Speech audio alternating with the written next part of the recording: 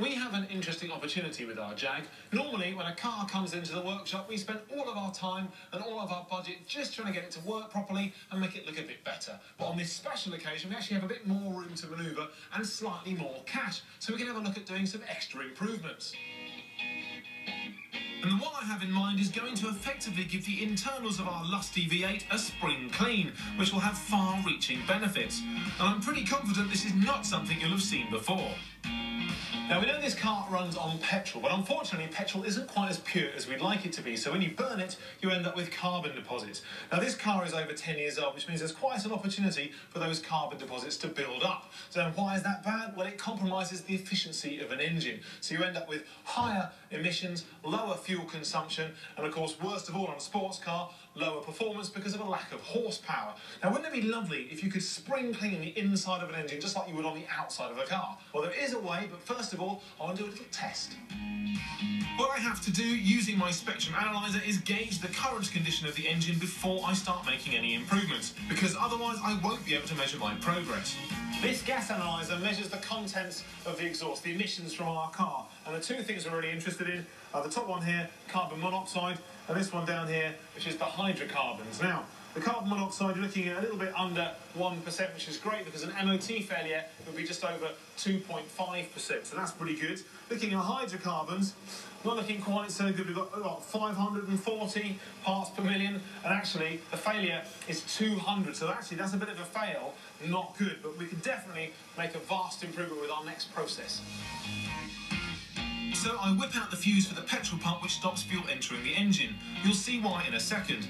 Then I wheel out this special machine which looks like one of those portable air conditioners but is way cooler than that. So what I'm going to do is connect this engine to this magical box of tricks here which is going to decarbonise the fuel system. Just with this little valve here. And the idea is then the machine with a little bit of compressed air is actually going to force some highly refined fuel into the fuel injection rail. So basically, the engine's going to be running off that fuel rather than the fuel from the fuel tank. I'm also just going to disable the return valve so it doesn't go back to the tank, and that way the fuel stays in the fuel injection system. But what makes this fuel very special is that when it's actually running, the car's running off this fuel, it's actually going to strip out all of the carbon in the system, right from here all the way down to the very back to the end of the exhaust system. It's kind of like a colonic irrigation for an engine.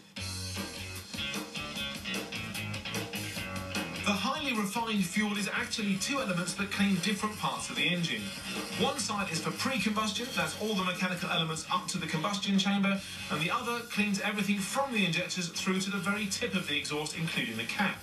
This stuff is so much more thorough than a £20 engine flush chemical from your local motor factor. The engine needs to be warm, and I'll fix the throttle at about 1200 RPM, which is faster than tick over and will help suck the fuel in. Next, I wind up the air pressure in the system to just under 40 psi, which matches what would be coming from the fuel injection pump. And then I wait. It's not a rapid process and takes about an hour. With jobs like this, when the engine is running, you need plenty of ventilation in your workshop.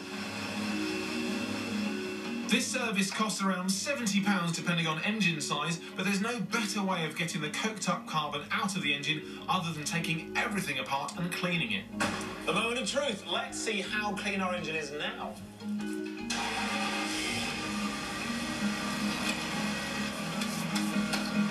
Okay, well, here goes. We've pretty much halved the carbon monoxide content of these gases and almost totally eradicated the hydrocarbons. That is amazing. Your local garage might not offer this service just yet. It is brand new technology after all, but it's being rolled out as we speak. When Mike first turned up with our Jag, from the outside at least, it seemed like a pretty clean car. And now, thanks to some clever science, it's just as clean from the inside of the engine all the way to the tip of the exhaust. And that means the emissions are better for the environment, you get better miles to the gallon, and best of all, you get really good performance as well. But there's still more I can do. Ed?